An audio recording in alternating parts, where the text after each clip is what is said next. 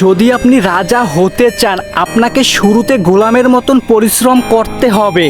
যদি আপনি গোলামের মতন পরিশ্রম করতে পারেন তাহলে আপনি একদিন রাজা হবেন। দেখেন, আজকে যে ব্যক্তিকে আমরা ফলো করি, যে ব্যক্তির মতন হতে চাই, সে ব্যক্তি কিন্তু বিখ্যাত একজন ব্যক্তি, বড় একজন ব্যক্তি, সাকসেসফুল একজন ব্যক্তি। ওই ব্যক্তি কিন্তু গোলামের মতন পরিশ্রম করে আজ রাজা হয়েছে।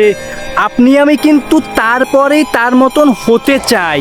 দেখেন, আপনি আপনাকে গড়তে চান, এক লাফেই আপনি উপরে উঠিয়ে নিতে চান, এটা কখনোই সম্ভব নয়। যদি আপনি আপনাকে আস্তে আস্তে আস্তে আস্তে করে ঘরে তুলতে পারেন তাহলেই আপনি উপরে উঠতে পারবেন।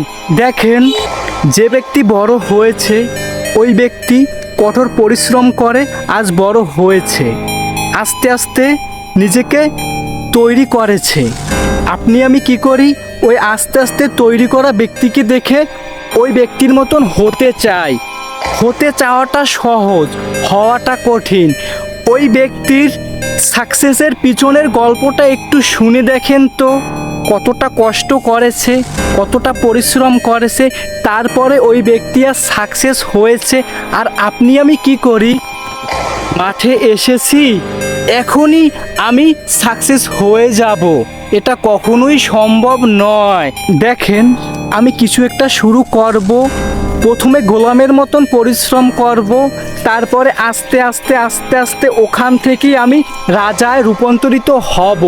যদি আমি গোলামের মতন পরিশ্রম করতে না পারি তাহলে আমি কিভাবে রাজা হব, কিভাবে বড় হব, কিভাবে বিখ্যাত ব্যক্তি হব?